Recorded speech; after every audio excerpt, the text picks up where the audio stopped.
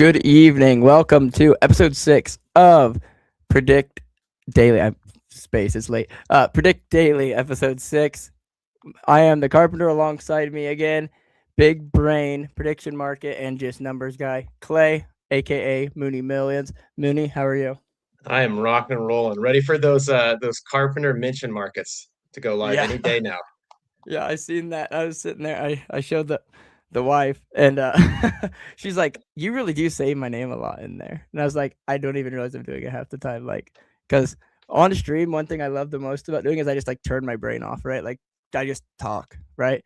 Because Yeah, for so long, my streams like it's just me, and like even before Fancy Top, when I would stream, like back in the Magic days, I would be talking to like the people on stream, right? So there's no physical person, no seeing someone like this. So I'd just be like talking to myself if no one was on. yeah.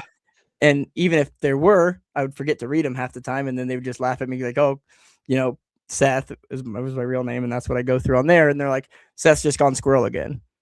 And yeah, so yeah, I Well, just turn my what's brain off on stream.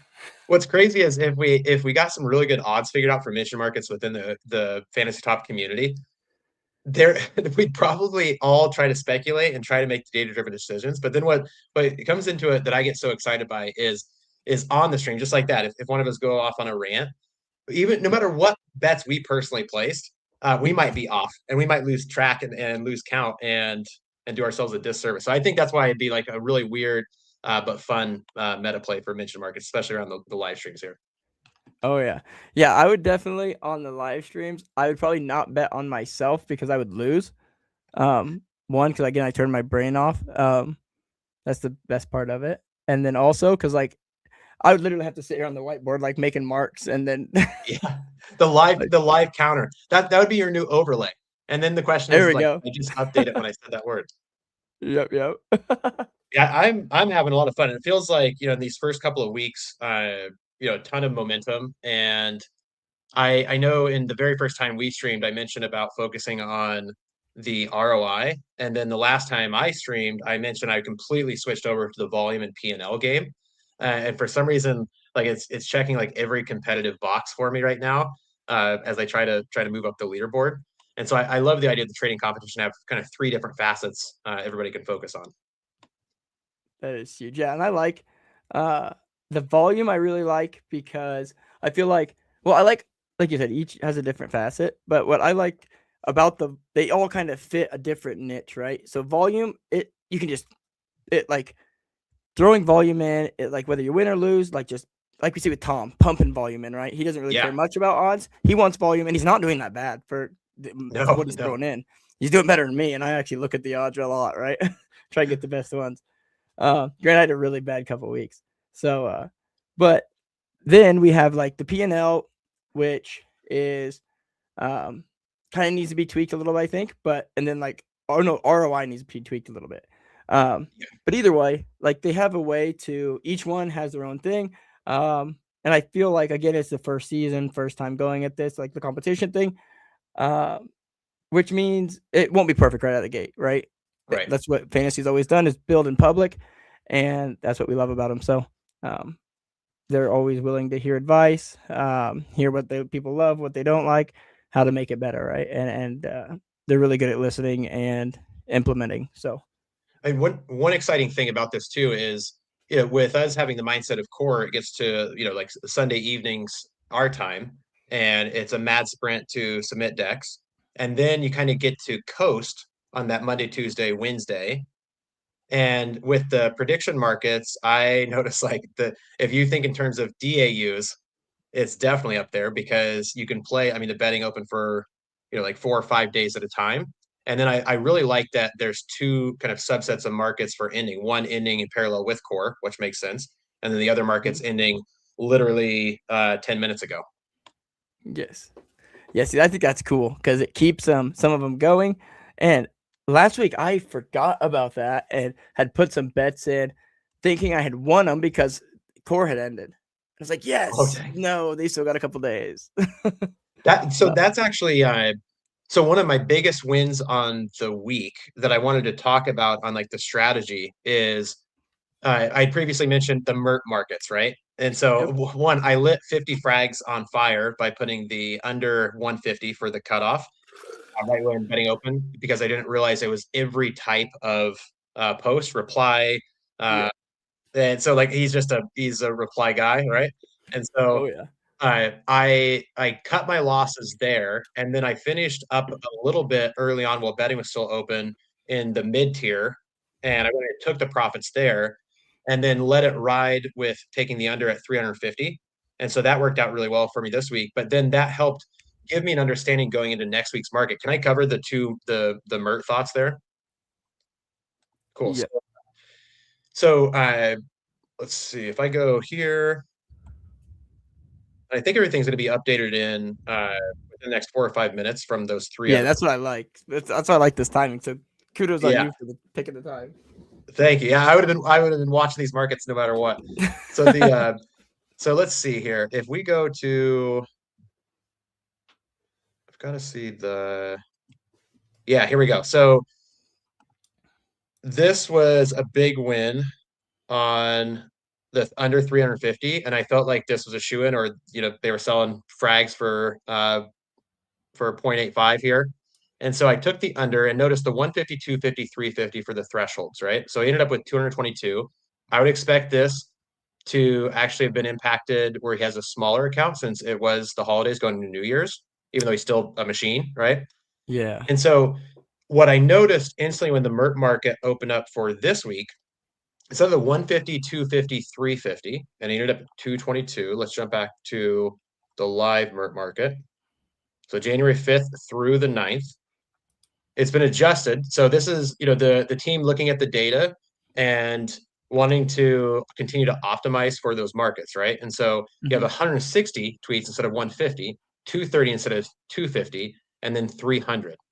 And what I believe, as you can see, I've taken over across all of these. I think the 160 is a no-brainer, so getting it at the 1.11. The 230 tweets, I love that it's actually 20 less. I Yeah. think that is a sweet spot. And right now the market is a little above what I got in at 1.87. But then the 300 tweets, when I saw these odds and I was able to lock in, 60 frags at 4.17, if you break that down, so, just for anybody watching who wants to understand the odds and think in terms of expected value, how my mind sees that is I take 100 divided by 4.17, it gets you to like about right at 24%. So you have to ask yourself, will MERT hit 300 tweets 1 in 4 times? If you like instantly have that gut reaction of yes, then it's a plus EV play. Just the question you have to ask yourself, are you willing to do this, week in and week out of betting that same side and taking that consistency with it?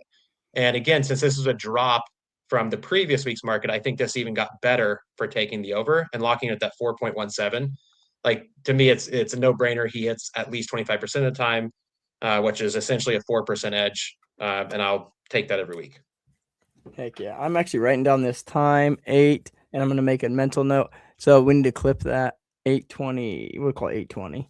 All right, perfect. And I made a mental note. That was good. That was good information about the take it divided by whatever, and then you get your. I'm paraphrasing clearly, but like Yeah. take it.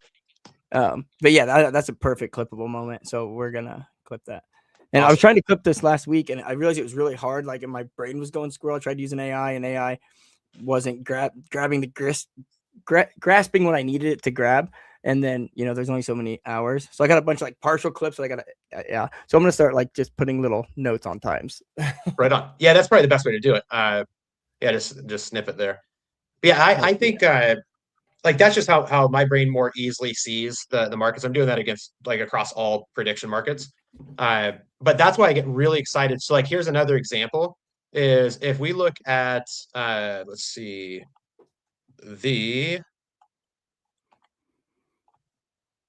one second. Here we go. So this how many heroes scoring 0? So ended up at 20, and this was from the season 2 or season 7 main 2. And when entering these, if you were locking in at the smaller frag, so I actually started with just one fragment bet across each of them, I got in at locking in at like 4.06. So that spread was able to actually turn a profit there. And then, of course, you can double down as it gets closer, and you have your conviction. And so really trying to play around with the different markets to understand like let's see, like this coming weeks for the how many heroes will score 0. So very much like started similarly. So for instance, I locked in at 4.12 for 15-18, 4.01, 4.36, and then the 23 plus, I got in at 3.36. These odds have drastically changed. So I'll end up bringing my average to a better multiple by putting more frags in here. But getting in and above the 4, since there's only essentially 4 markets, this is a plus EV move in a market like this. And then is that something you typically do? Like if you get in and say like the MERT markets, one I can think of offhand, is where it's actually higher or better odds than just slightly than where you got in. Are you looking to always, put more in there with the better odds to try and like DCA your odds, or does it depend on your conviction? The further away from the actual cutoff time for betting closing, the more that I'll DCA my way in. Okay. Because I think that, that gives us the furthest timeline to get the most amount of information of everyone else placing their bets, which then in real time changes those odds. And so if betting opens, I'm wanting to get like rewarded for locking in at the best odds and being kind of the first to put the actual volume and the fragments in. But then like in this situation, 5.36. Oh, okay. I was waiting for the refresh of the winnings, and I just noticed they hit here. So we can actually do this in real time. So There we the go. 5.36 compared to the 3.36, I put in 100. So since I've already started with size, I don't want to mess around with just like one frag for the 5.5. And 10 is only going to add 10% more. So now I'm actually looking at the match and what that is. So 4.34, 4.83. So if I do 50 more 4.83, jump on it, it brings our average from the 3.38 up to almost 3.9. So then I'll check this a little bit later today to see if people continue to not think this is the direction. And then I'll go ahead and bring my average up again if I see this hit kind of above 5 again. Okay. Yeah, that makes sense actually. I think I'm So yeah, learning in more real each time. time we're on stream together. This is fun. And I learned from everybody else jumping in and streaming and on the chats too. Especially with so what one of the mistakes that I made was focusing on the P&L.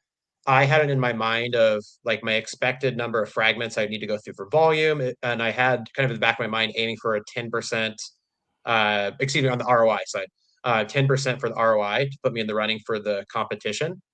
And then I realized that is going to be one of the last sections from the trading competition that's probably finalized. And so I felt like I needed to get my bearings straight a little bit earlier. And then I started looking at the volume, started to realize, if I had the conviction and I could put, 1,000+ fragment bets in specific markets, I had a chance to slingshot or catapult my way up to the top of the leaderboard into the top 5 by focusing on volume. And then if you are a volume player and you do focus on making all the way data-driven decisions and still trying to keep a positive ROI, the likelihood for the P&L side to come my way too, that's there. And so I'm going after both of them right now. Okay, perfect. Yeah. Like volume, I think I'd have to switch to more of a like either the P&L. It'd be pretty hard to hit the P&L for me. Well, not really. I just have to hit a couple of the big ones. But that's what I've caught myself going off of. I think that's a mistake I made early. Was like I was playing it like I was in the beta, just because like the last the last week of the test, we seen people hit like that crazy one, right? And so Yeah, it really yeah, gave me that FOMO. So I go through and like hit one on literally everyone that has like 1,000x yeah, odds. And so, but that like adds up pretty quickly, right? And so, and then I'd go through and like double down if like after like day one of the tournament or like once the tournament started, I'd go through and like put some more in like 1,000x's. yeah. And I'm like, if just one of these hit, we're golden. And none of What's them even got close.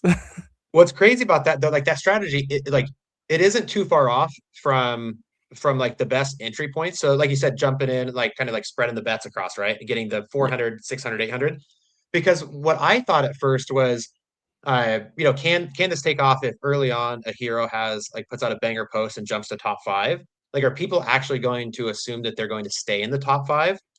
And that's where I do think that I've watched a lot of players jump in and like more like their favorite hero, post a banger at 20 minutes into the tournament, they're in the top 5, and then you can look and they have conviction for saying they're going to keep in the top 5.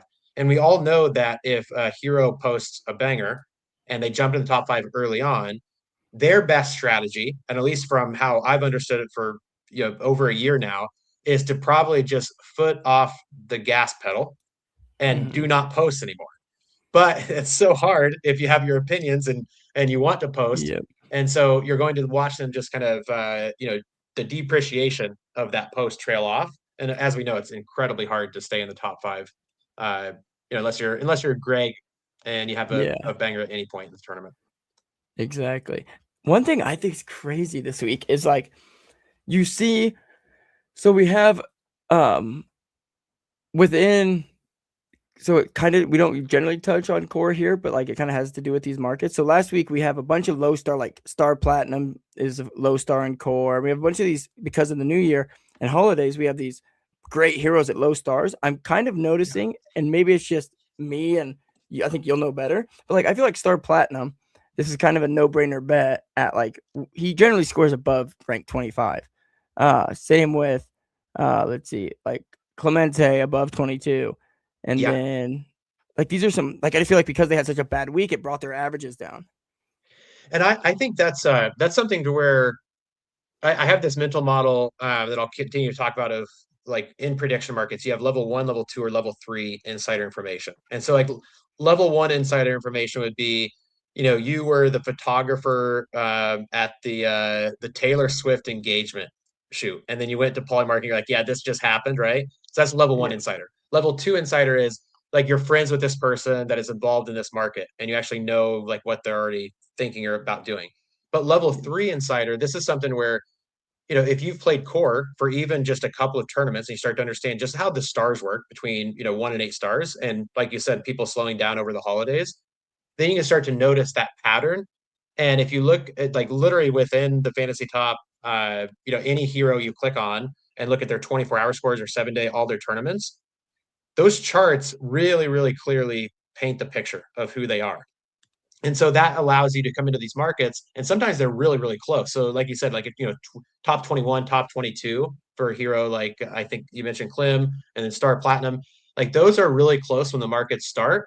And in these markets specifically, I actually like to take the the more contrarian side, and I plan to trade into that momentum. So, like one example, Okay. if we jump into, let's see, yeah, right here. So this live market for choosing which side.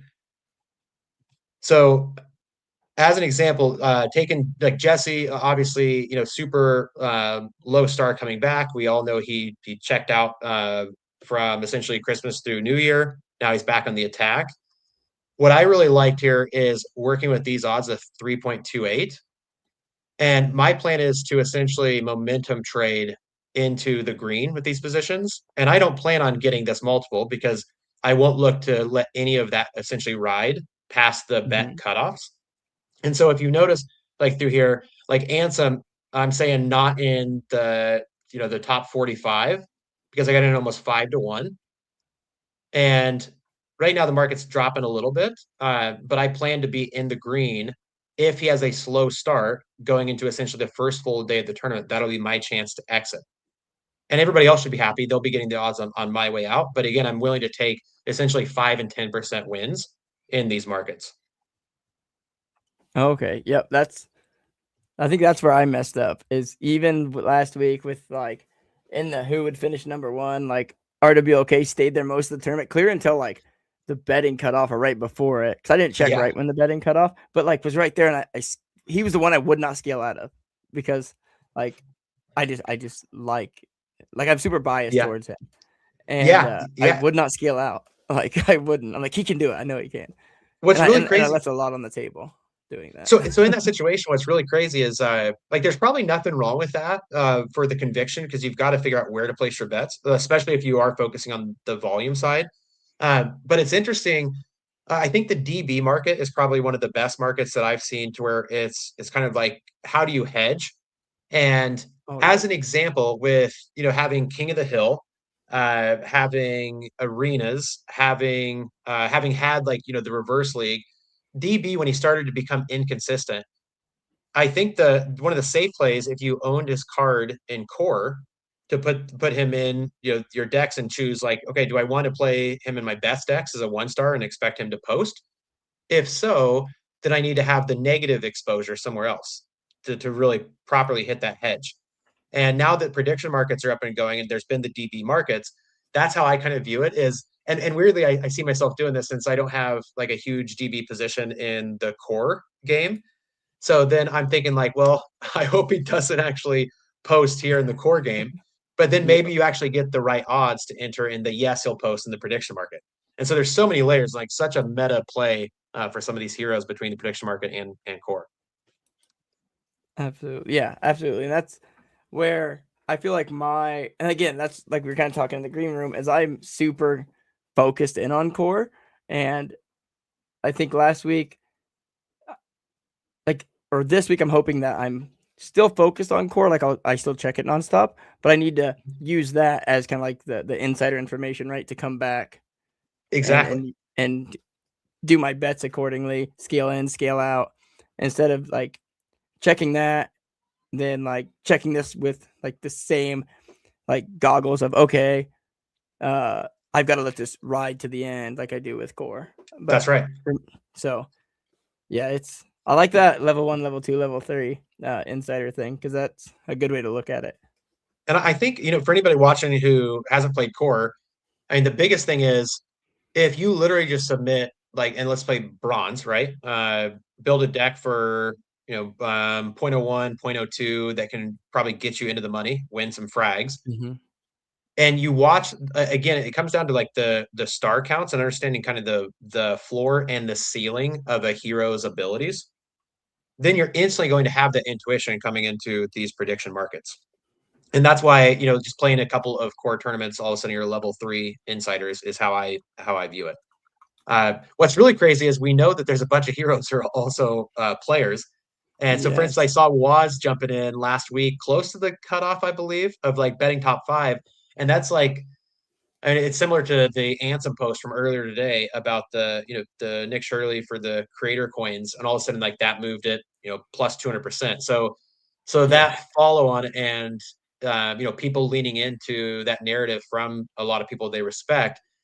If a hero like RWLK piled in when he was top 5 and bet on himself for top 5, then you have to ask yourself, like, does he understand like how the rest of the scoring works? If so, then like that's probably one of the strongest signals you could ever see to pile in. Absolutely. And Sherlock holds RWLK. I seen him playing. I believe I seen Intern in there. So it's awesome seeing these heroes starting to play.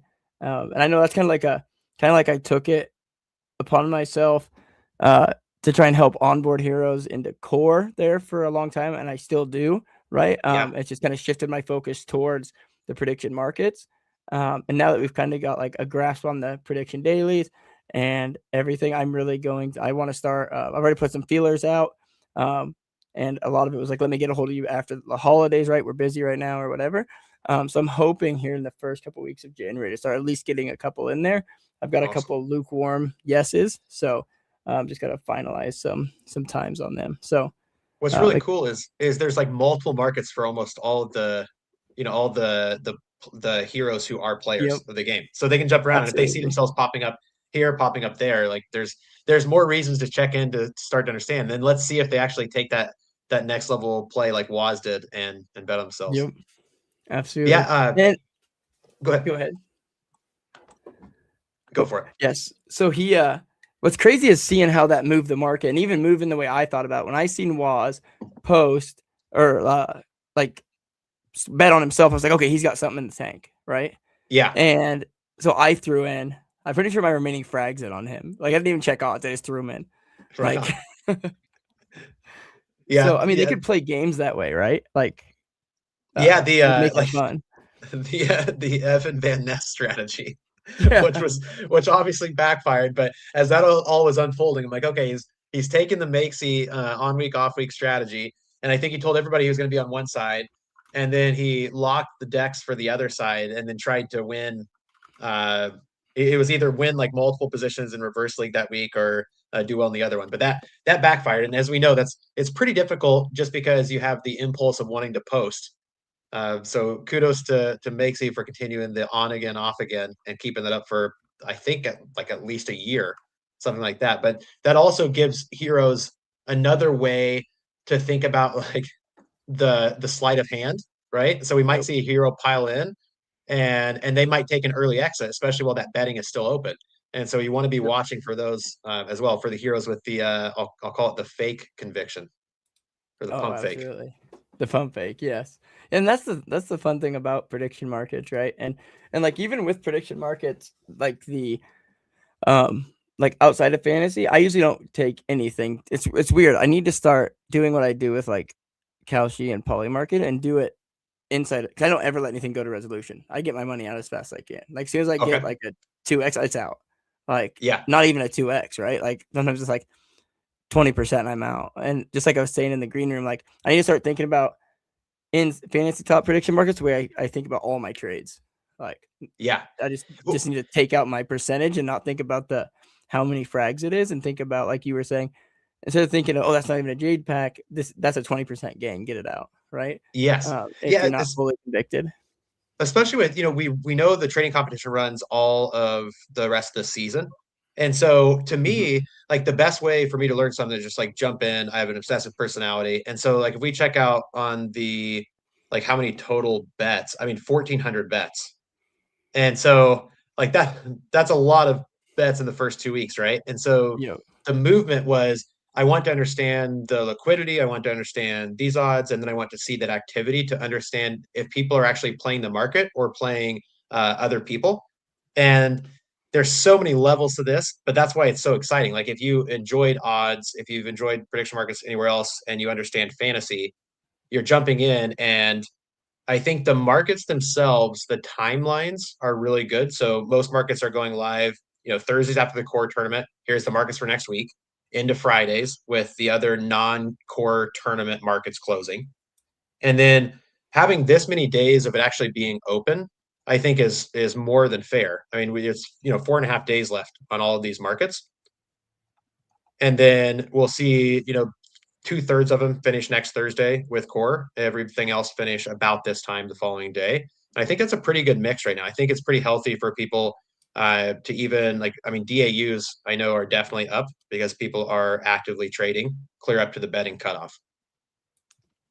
yep. Yeah, and I've one thing I'm doing right now is after just that little segment we just talked about seeing it more as a trade, like doing it the way trades instead of looking at like these huge multiples and only going in on those. I started looking like we can find Greg who will finish. Make sure I'm in the right market. Yeah, who Yeah. will finish or who will rank first. Like you can get in at Greg for a 5x, you can get in at Adam for a 5x, Naive for a 10x, Dip for an 18x.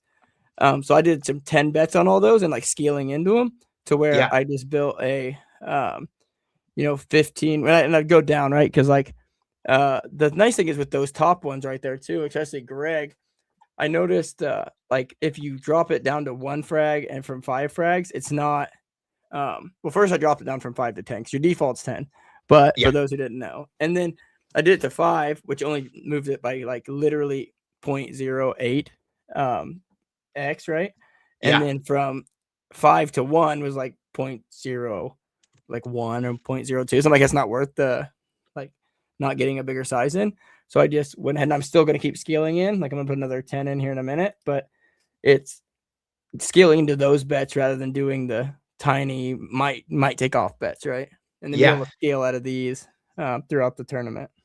And I mean, this market, perfect example of like one of the best markets for momentum trading. And one, I mean, any of these, top four accounts right here, it's fair to say they could take first. I think Greg I got in at basically at 4 to 1, current market at 5.5 to 1. And you start looking at Adam Cochran, I got in at 8.42. So this one I'm way ahead on. It's going to Yeah. catch some volume. Volume needs to catch up a little bit, but the idea is once the tournament starts, any posts that show momentum and going the right way for engagement, and I should be able to exit this position and this is again like you said, not looking for the crazy multiple, but I could see like easily taking 30 to 40% as a win in this market because of Oh getting yeah. in and locking at the 8.42.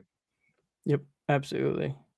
And there's some heroes I'm seeing here that like even Ansem. I got what did I just get in Ansem at? Because Ansem was really quiet during the holidays. But if he comes out Monday with a pretty good banger at 30, I got in at 78% or 78x, which Dang. is Okay. pretty on an Ansem. That's pretty dang good.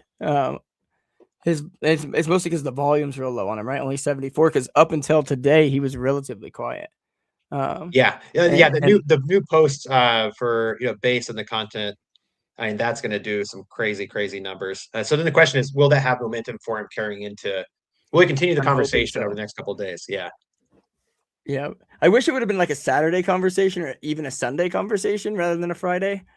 Yeah. Um, Yeah. Same. but I think Anthem's a kind of like I like to like look into the context. I'm similar to yourself. I'm very have a very like, all or nothing type of personality.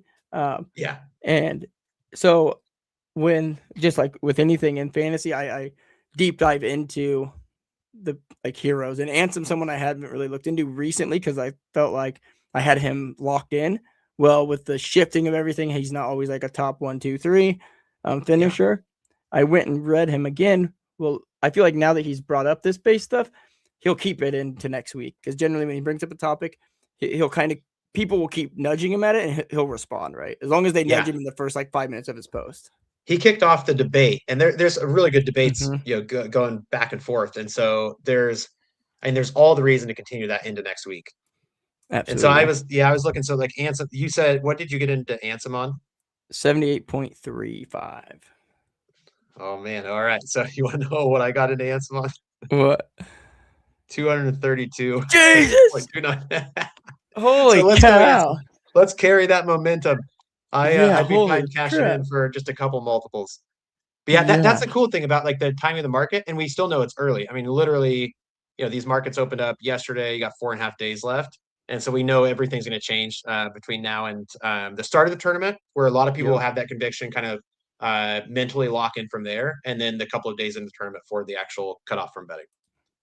Yep. Absolutely. Man, what about? Can I walk through some thoughts on the leaderboard? Absolutely. Cool. So, I just 2 weeks in, there's and it's like not even at the halfway point for this trading competition. So I think it's still really early. We're going to watch a lot of things change, including people's strategies. So like even my strategy changing away from ROI to volume and P&L. But just to recap here, P&L splits 10,000, and then ROI and volume split 5, so 20,000 total. And I'll first sort by volume. And right now, my back of the napkin math for volume and my target is essentially by end of next week to be between 70 and 80,000 volume. And this is just, my strategy going in. I want to remain in the top 5, 70 to 80,000 for volume here. And it's nice when markets resolve and you get the frags, so the liquidity. I mean, today that was like 3 or 4 minutes afterwards, it seemed like. So putting those fragments right back to work, I have another 10,000 to put in, but again, 70 to 80,000 by end of next week for volume is my personal target there. On the P&L side, which let's see, if did I jump up?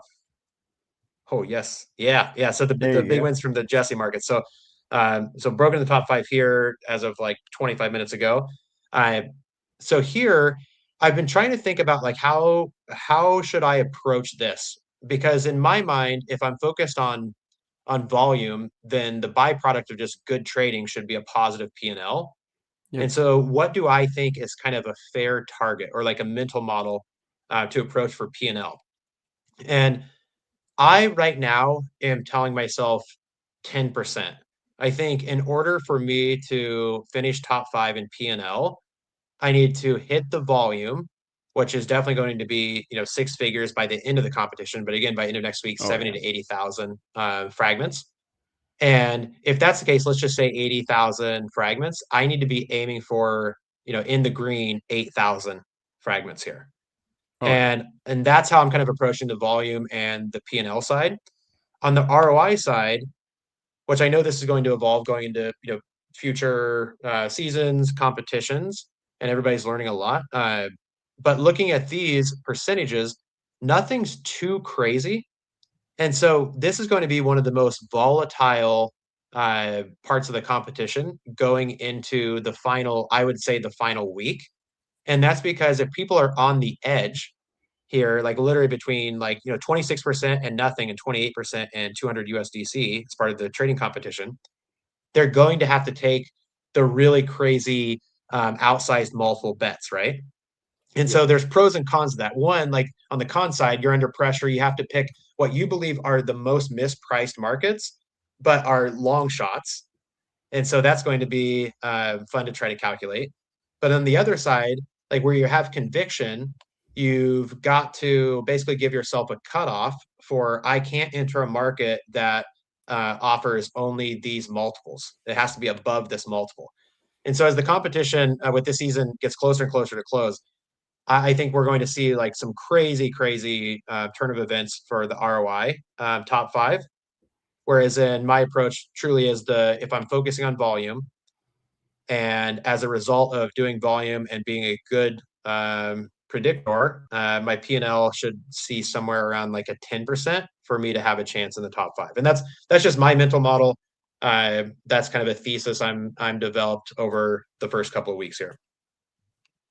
That sounds like it's gonna be well. It makes sense as well, and just knowing you from basically the last year of talking, and just like whether it's on shows, on the timeline or whatever, and especially seeing you on the or like seeing the way you're dealing with these prediction markets, firsthand on these streams, in chats on Telegram. I have a feeling you're gonna stick with that goal and or stick with that framework, if not adapt it to make it even better.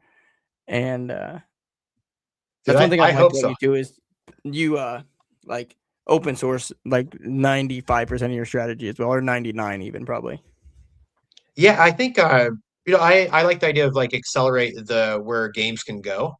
Yep. And from the past background in poker and now startups, like everything is strategy, everything's you have to dial into the data and try to make data Yep. driven decisions. But what's really cool about like the fantasy ecosystem is anybody who jumps in, they can kind of pick their own path between like core through platinum through diamond through arenas, now king of the hill, now prediction markets. And I think that's pretty healthy because as we see more and more competitive players, especially dip their toes, like for instance, Basavia at the top with Pavel, like literally right behind him. I mean, these guys are two of the legends of the game, and so they're taking that skill set. And now you see it bleeding over into the prediction markets. And so, like, are they going to remain competitive with it? The answer is absolutely. And I Yep. think that's really good for multiple people jumping on the stream here. And you've had I mean quite a few people over just the last week jump on and share their thoughts because my thoughts are it's only one guy's strategy. You can have, as you can see, multiple strategies. Yep. Absolutely. Yeah, and I've um reached out to Visa V in a D or not a DM on the timeline. Maybe I should try a DM. Do you have do you guys chat or I if openly debate with him. Openly debate on the crypto Twitter yeah. timelines.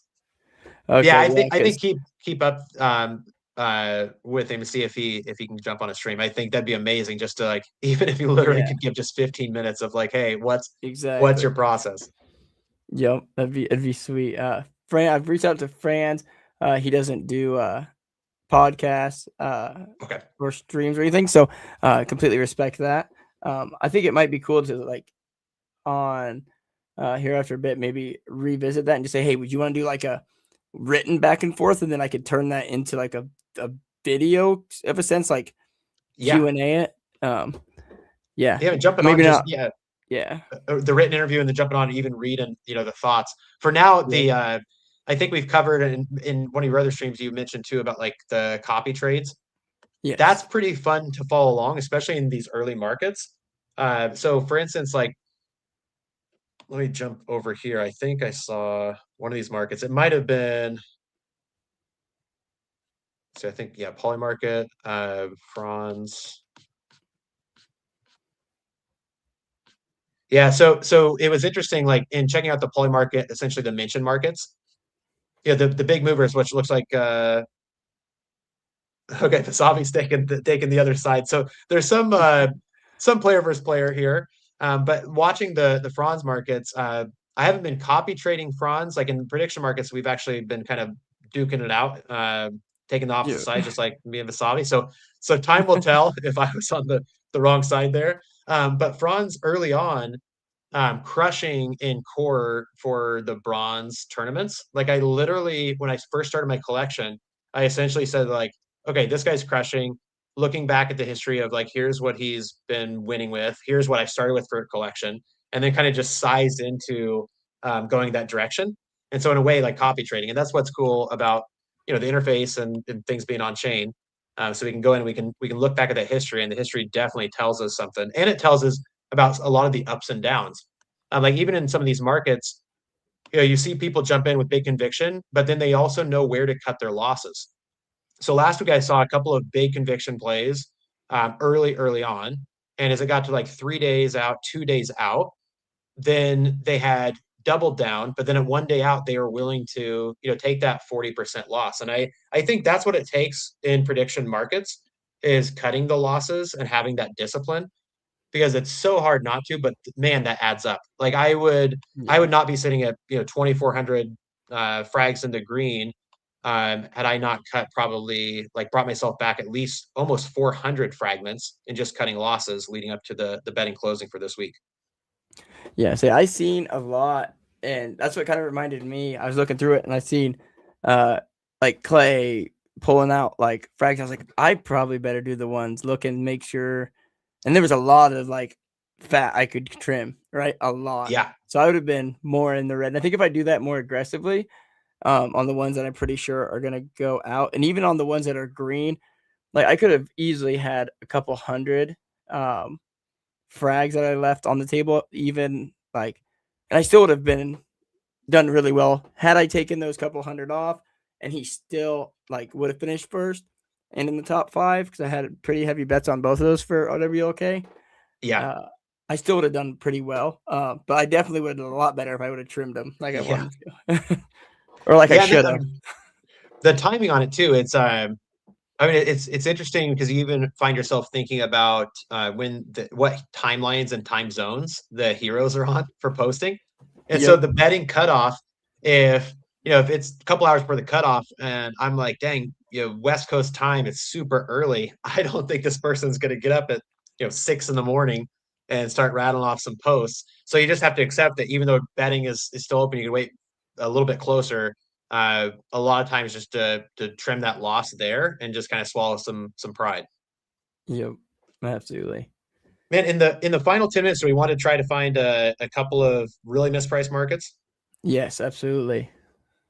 All right, let's do it. So for anybody just tuning in, you've got essentially the hero markets, and then the extended markets is how I think of them. So like what will Polymarket say, the banger posts, and then those have the extra days. So let's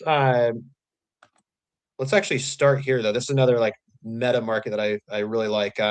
So who's going to win platinum? Last couple of weeks, this has been awesome. The first week had Kolya or Godric, and so made some awesome multiples there. And then last week, I was actually able to size out and get some pretty good multiples on King of the North, which I think he at the end ended up falling out of first. But I actually had exited all of my positions in this market before betting closed, and I was fine with that. This week, I feel like got in at some really, really good odds. So I was kind of early right when the markets opened.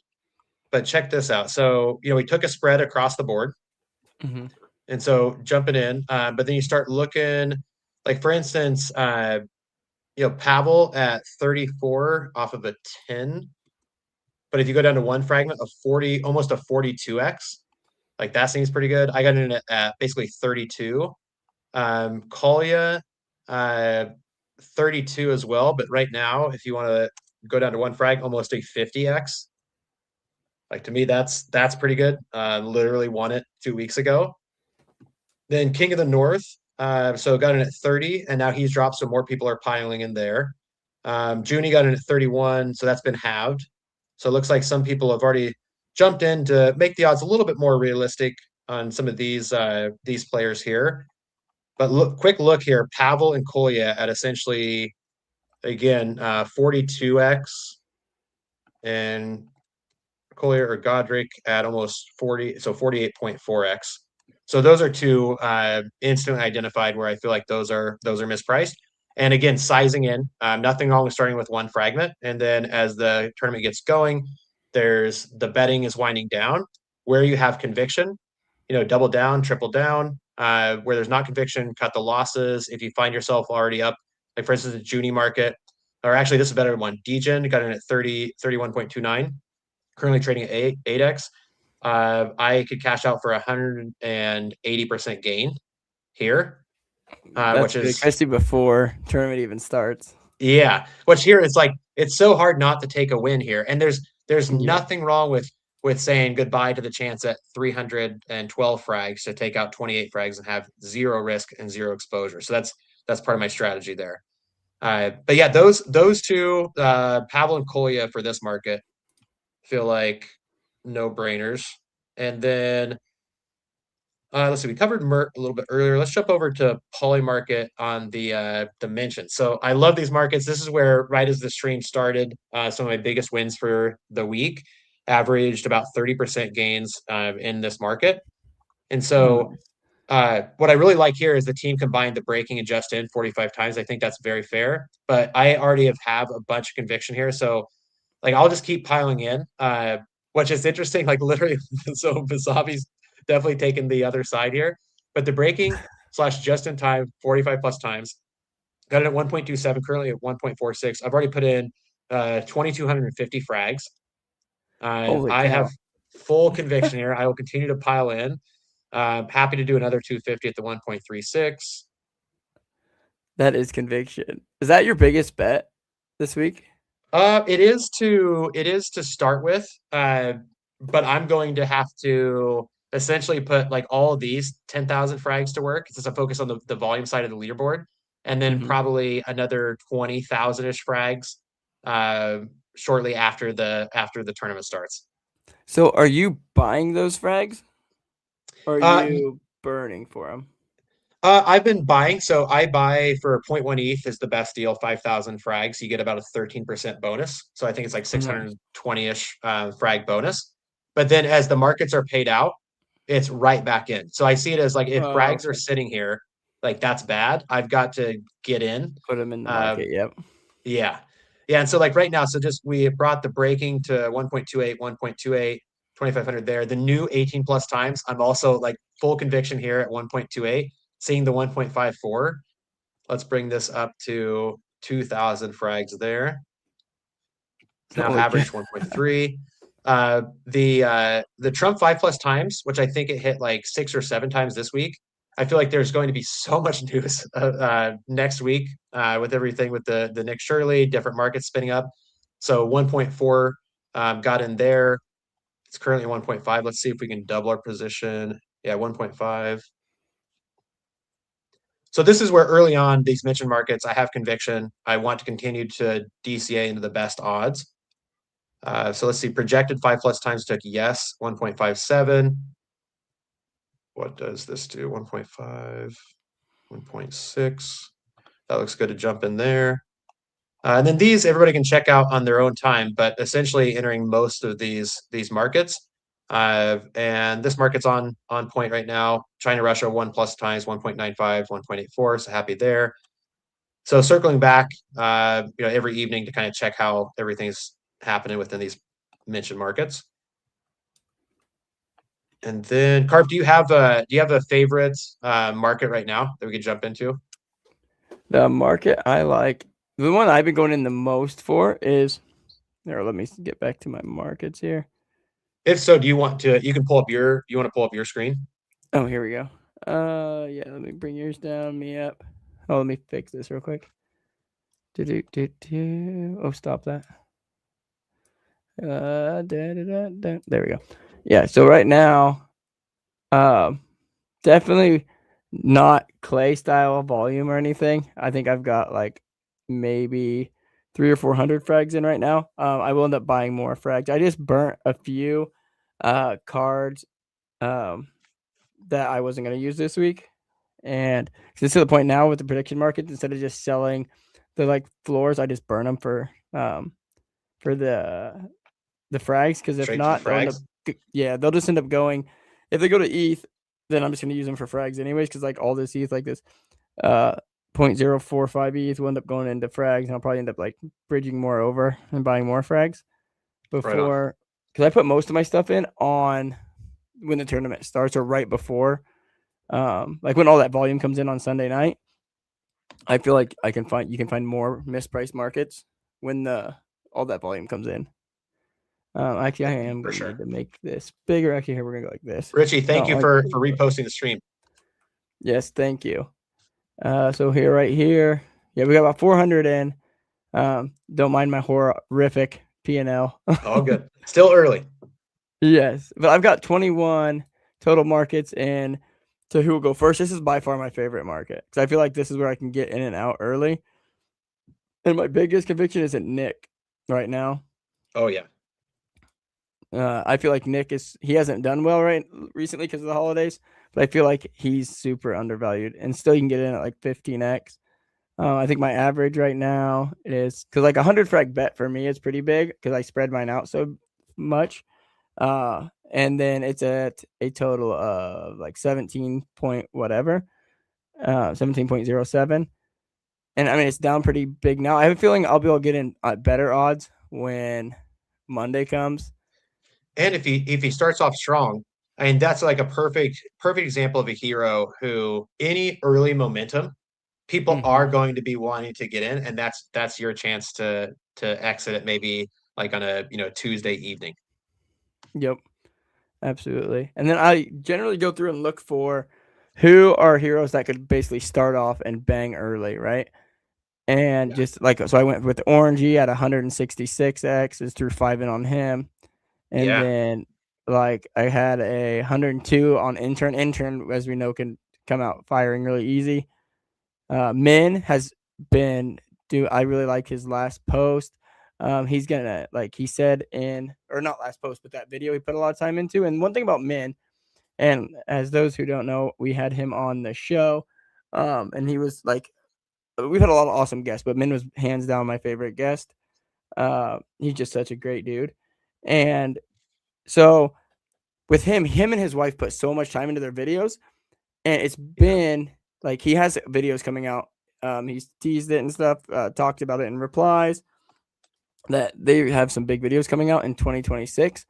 And he just did that like a couple weeks ago, or maybe it was last week, where he dropped a video for the live trading and getting his Ferrari. And so I feel like that is going to be like, he's going to ride off that momentum. Like he's Oh yeah. very, very big on riding on momentum. He has, a team behind him. He has more videos coming out. He's already teased that, 2026 is going to be a big year. And I have a feeling this first week we're going to see that. So I wanted to jump in on him again tomorrow. Never mind, it's Friday. It's not Saturday. So in 2 days, on Sunday night, when everyone's, done watching the playoffs, or not playoffs yet, it's still just week 17, I think, or 16. But done watching football, they're going to get in, and or probably why they're watching football, they'll be putting in their prediction market bets. I have a feeling I'll be able to get, because this only has like 20 volume right now. So we'll be Yeah. able to get in better. I'm trying to get in over 100. I got my first 10 frags in for 132. I want to stick around that 132 or 150, because I have a feeling a lot of people overlook Min, especially. And right below him for Beast, getting back to some of the long form Yes. writing. So that some of that content, I feel like getting back to like the super authentic ICO Beast Yep. content. So almost the exact same situation where both those guys could start off really strong. They understand the momentum. Both play fantasy, so all the stars could align there. Yep. And I got on him with basically the same exact odds, minus 1x, so 133 on Beast, at a 10. I could have like put in like one and maybe got a few more X's, but I just went ahead and wanted to throw in a few more like the bigger bets. Jez, everyone knows I'm a huge Jez bull. Yeah, Which I might actually be betting against you on the the Jez. Jazz market. I might have gotten in and being like, oh, okay, I think I beat Carpenter into this one. So then whenever he enters, I might be exiting. Sorry about that. No, Don't you're take it good. You're good. personal. Because I'll just keep like, there's a few heroes that I feel like I'm gonna keep. I'm looking for. Jez is definitely on the, and same with Luke Cannon. As Yeah. people get in on him, I'm gonna be trying to getting out on him. I'm gonna try and get back in, based on if they post or not. Because Jez, all it takes is one post from him, and to just take off. And if he hasn't posted by Tuesday midday, I'll get a little nervous and probably start pulling losses. But if he posts, I might give it till end of day Tuesday. Let me make a note of it. So what time will you be looking to exit? Thursday night. Okay, so Thursday about Tuesday, 5 p.m. or Tuesday about 5 p.m. is when I'm going to exit. Yeah, that's what's crazy. It's like the timing of these two. It's like, what do you feel comfortable with for those arcs, right? And so like you mentioned, you're like, okay, I'll start getting nervous by Tuesday at this time. But that right there, that's the edge in jumping into some of these markets and finding like you saw you instantly knew it was mispriced. So you're in. Absolutely. And then my second one I like to go to is which this one I don't usually hit until I did hit the base posting, so I wanted to get some more in. But the these ones you don't find as good at odds until Sunday or Monday, right? Because there's not a lot of volume here. I mean, there is, but there isn't. There'll be a lot more diversified volume. So it's tough. I think the odds are like really fair when these go live. So what I find myself looking at is like not the top half of the heroes listed, but the bottom half. And then you have to think about when those heroes are going to post if you have a chance to jump in, because I feel like then like the further down the list, the more mispriced. Absolutely. Yeah, it's like 1 second, come here. You're fine, buddy. I know. I can't look. See? That's my buddy. We're talking. Hello. Who's that? That's Clay. How did he get there? How did he get there? Magic. How? Teleported. Teleported? How? I don't know. Hey, go in with your sister. Give me 5 minutes, okay? No. Yeah, I'm gonna jump off here in just a couple minutes too. Yep, absolutely perfect. Yeah, man. Is there anything you want to touch on real quick before the end of the stream here in a couple of minutes? I think the biggest thing is, just mentioning, we're just a couple of weeks in, so still super early. So, find a strategy, test it out this coming week. If it's not working, you have plenty of time still to change it up, to pivot strategies. But 5,000 frags for the 0.1 ETH is the best deal, and that's how I continue to pick up. Or you can burn, like you mentioned. Yeah, burning's what I've been doing, but definitely when I buy, I think I'm gonna go for the 0.1 ETH now because I didn't realize the bonus. So definitely gonna be doing that. 13%, heck of a deal, and that's a good percent. No. But one of these days, hopefully there will be a Carpenter mention market. I will be the first one to pile in there. Yeah, that'll definitely be fun. We're gonna see will the booger eater bust in and how many. so many meta plays. Yeah. Oh yeah. Are you and HK streaming tomorrow? Oh, it's Sunday. I gotta post it. It's gonna be Sunday because we have a gymnastics competition tomorrow for my middle kid. Got it. Okay, so Sunday deck building. Yes. Will you guys build? What's up? Will you guys be building arena decks as well? Yeah. Let's go. All right. Yeah, HK taking on the arena this week, so gotta bring back that momentum. Yes. It's gonna be awesome because now for the deck building series host, we have 3 total wins in arena between the 2 of us. That's awesome. Yep. That's awesome. Gotta keep it up. Gotta give everybody the alpha. Yes, it's gonna be fun. Yep, that one's yours. That's your mouse, buddy. But yeah, thanks so much for coming on again, man. I'll take this as my cue to go get him some supper and the other kids. Deal. Thank you for having me, man. Yep. Take care, everybody. Yep. Bye, guys.